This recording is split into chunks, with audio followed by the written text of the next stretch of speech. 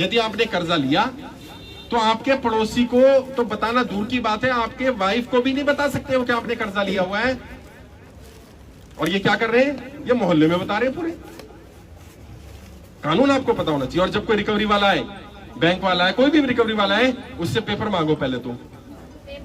उसके पास I card होना चाहिए। नहीं, अगर आई कार्ड नहीं है ना तो तुरंत पुलिस को बुला लो। सब फर्जी देते हैं, मोबाइल में दिखाएंगे। मैं कह रहा हूँ पुलिस को बुला लो ना, सबके पास पुलिस का नंबर है ना भैया। अगर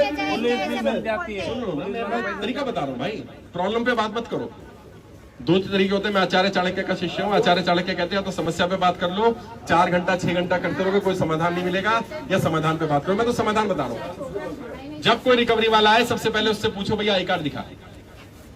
वो के पैसा आपका लोन, मैं बात ही नहीं करूंगा लोन वोन कौन सा, आई कार्ड दिखा। तू आया कहां से, आपके बैंक से आया ना, तो बैंक का दिखा। वो कह नहीं जी बैंक से नहीं आया, क्योंकि ज्यादातर रिकवरी वाले बैंक के नहीं है, थर्ड पार्टी है। वो दिखाएगा जी XYZ कंपनी। उसको बोल मैं तो जानता नहीं इस कंपनी को, मैंने लोन लिया HDFC से, ये कंपनी वाला मेरे को क्यों परेशान कर रहा है।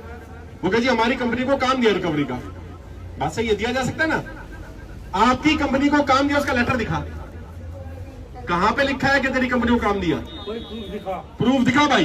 समझ रहे हो ना, थोड़ा कानून समझना पड़ेगा भाई थोड़ा सा, क्योंकि लड़ाई ऐसे नहीं लड़ी जाएगी। क्योंकि अगर तुम समझोगे नहीं ना तो तुम्हें मूर्ख बना देंगे।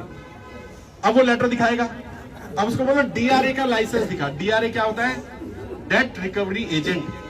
जो भी रिकवरी एजेंट बनता है उसको एक लाइसेंस लेना पड़ता है, हर व्यक्ति को लाइसेंस लेना पड़ता है। आपके घर आने वाला कोई भी रिकवरी एजेंट बिना DRA लाइसेंस के आ ही नहीं सकता। अगर आ रहा है तो वो इलीगल है। और ये RBI की गाइडलाइंस है, मैं अपनी तरफ से नहीं बना रहा। क्या बोलते हैं इसको, DRA, याद रखना, शॉर्ट में याद रहेगा ना। DRA फुल फॉर्म होती है डेट रिकवरी एजेंट। तो जो रिकवरी एजेंट होता है उसका एक सर्टिफिकेट होना चाहिए और हमेशा उसे अपने पास रखना होता है। वो सर्टिफिकेट कैसे मिलता है थोड़ा बता देता हूं। जो भी व्यक्ति, जैसे मान लो मैं कहता हूं मैं रिकवरी एजेंट बनना चाहता हूं, तो क्या मैं डायरेक्ट बन जाऊंगा? नहीं, मुझे पहले वो कुछ कोर्स देंगे पढ़ने के लिए। उस कोर्स में रूल्स एंड रेगुलेशंस होंगे। उसके बाद मेरा टेस्ट लेंगे कि मैं इन रूल्स एंड रेगुलेशन को याद कर चुका हूं कि नहीं कर चुका हूं। टेस्ट अगर मैं पास कर लूंगा तो मुझे वो सर्टिफिकेट मिलेगा।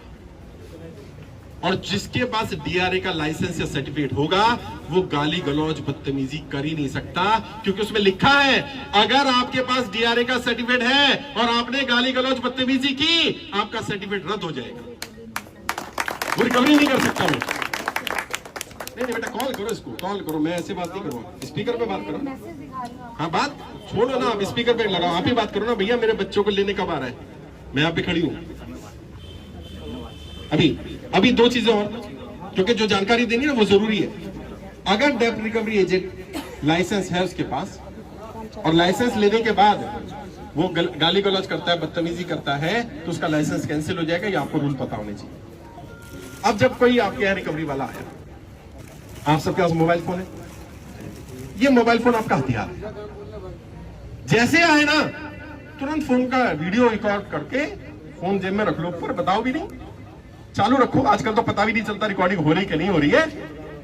अभी क्या करो, उससे जो बात करो रिकॉर्ड करो, क्योंकि वो कल तुम पे आरोप लगाएगा तुमने गाली गलौज किया, बदतमीजी किया। अच्छा कई लोग हमारे ऐसे हैं वह बदतमीजी कर भी देते। करना मत भाई, तुमने बदतमीजी नहीं की, शुरुआत मत करना। अगर सामने वाला शुरुआत कर दे तो फिर छोड़ना नहीं, फिर देख लेंगे। हाँ फिर देख लेंगे। मैंने बताया ना, अपनी तरफ से गलत नहीं करना, क्योंकि अपनी तरफ से गलत करोगे तो कानून तुम्हारे खिलाफ हो जाएगा। अगर सामने वाला शुरुआत करता है तो फिर देखेंगे उसको कैसे करना है। वीडियो रिकॉर्ड करो और वीडियो रिकॉर्ड करके हमारे नंबर पर भेज दो। हम उसको इतना वायरल करेंगे, इतना वायरल करेंगे। अभी पहले मैं अपनी बात रख दूं भाई साहब, उसके बाद फिर आपके सवाल भी लूंगा। मैं यहाँ जाने वाला नहीं हूं भैया, घर छोड़ के आ गया हूं। हाँ नहीं तो देख ले भाई, अभी गाड़ी में किसी की रखा है, लगेज रखा है। मैं कितना सामान लेके आऊं है, 3 सूटकेस भर के आए।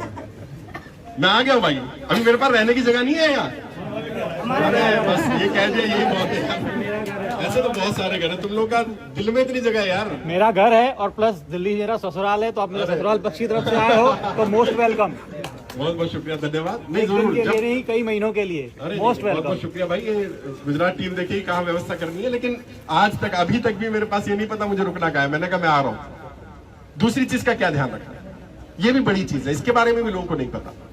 और जो लोग ज्यादातर जिनकी गाड़ियां छीन लेते हैं सड़क चलते, घर आकर के आपका घर सील करने का झूठी धमकी देते हैं, नोटिस लगा के चले जाते हैं। जब भी आपके पास कोई नोटिस आता है, खासकर से वो लोग जिनकी प्रॉपर्टी बैंक में मोर्टगेज है, वो ध्यान रखो। प्रॉपर्टी मोर्टगेज के रूल ऐसे हैं, एक बार आपने प्रॉपर्टी रख दी तो आप समझ लीजिए इतना बड़ा क्राइम आपने कर दिया है। मोर्टगेज का तो टर्म का मतलब भी नहीं पता, टर्म ऐसी रखी है आम जनता को समझ में ना आए। मोर्टगेज का मतलब पता क्या है? मोर्टगेज का मतलब बताओ। मैंने अपनी प्रॉपर्टी मोर्टगेज की, इसका मतलब क्या है? मैंने अपनी प्रॉपर्टी जब्ती करवाई है। मोर्टगेज मतलब जब्ती होता है। आपने उसी दिन तो लिख के दे दिया कि मैंने जब्त करवा दी। मोर्टगेज मतलब जब्ती है। और उसमें क्या लिखा है? रूल ये है, अगर आपका अपना भी घर है और आपने उसको मोर्टगेज कर दिया तो आप उसमें अगर व्हाइट वॉश भी करवाओगे, पेंट भी करवाओगे ना, तो बैंक को पहले पूछना पड़ेगा। क्यों? क्योंकि अब उस प्रॉपर्टी के मालिक आप नहीं हैं, अब बैंक इस प्रॉपर्टी का मालिक। इसलिए अभी बता रहा हूं, रूल्स पहले सुन लो, लूंगा तुम्हारे सवाल लूंगा सबके भाई। अभी क्या करना है तुम्हें समझना है कि जो बैंकों के रूल हैं उस रूल को समझो। बैंक सीधा आपकी प्रॉपर्टी पे कब्जा नहीं करता। पहली बात तो मोर्टगेज लोन लेना नहीं चाहिए, बहुत जरूरत हो तो लो, और लो तो कितना लो? जो तुम्हारी प्रॉपर्टी की वैल्यू है उसका 80% 85% लोन ले लो। लोग क्या करें, 1 करोड़ की प्रॉपर्टी है, 10 लाख का लोन ले लिया। मैंने पूछा क्यों?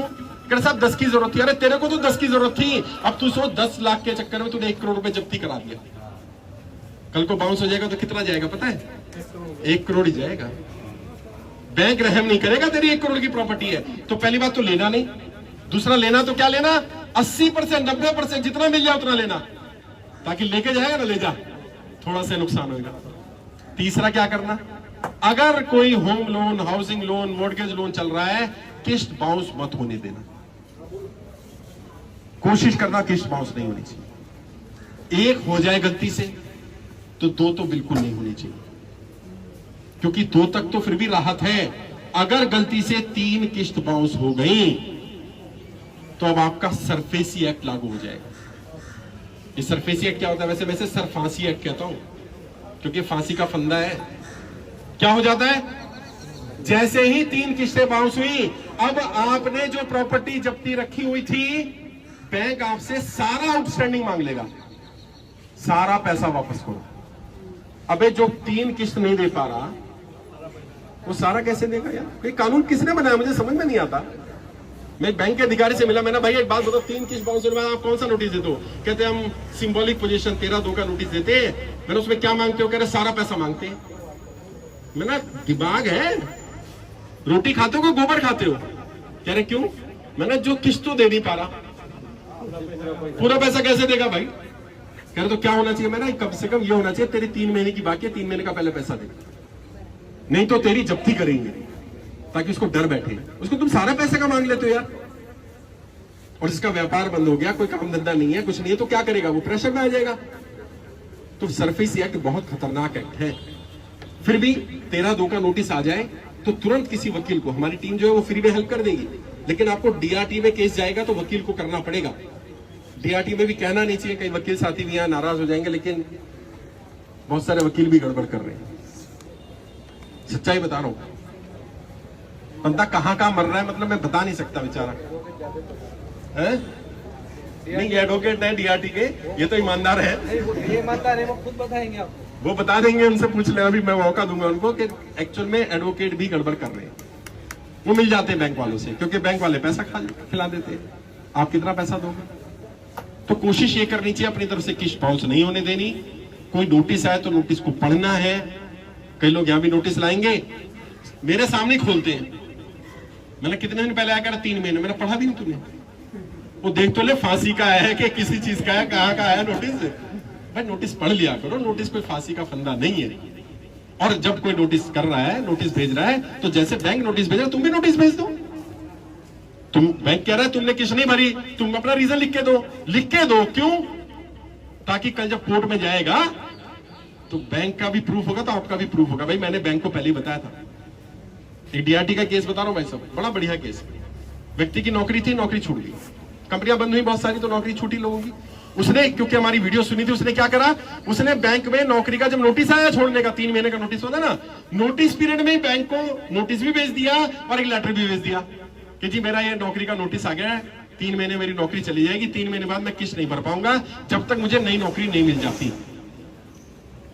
बैंक को पता चल गया 3 महीने बाद किस्त तो आनी नहीं इसकी, लेकिन क्योंकि उसका केस ठीक चल रहा था तो बैंक वाले का फिर लेटर आया कि आपका तो रेगुलर केस चल रहा है, लोन चल रहा है, तो अभी तो आपसे कोई ऑब्जेक्शन नहीं कर रहे, नहीं आज नहीं है, कल को होगा तेरे को, इसलिए बता रहा हूं। और फिर बैंक भी चला गया लेटर लेके। बैंक ने कहा भाई आप क्या चाहते हो, कह रहे भाई मुझे नहीं पता, 3 महीने में नौकरी मिल जाए, 6 महीने मिल जाए, हो सकता है ना मिले, कम से कम 1 साल का समय दो मुझे।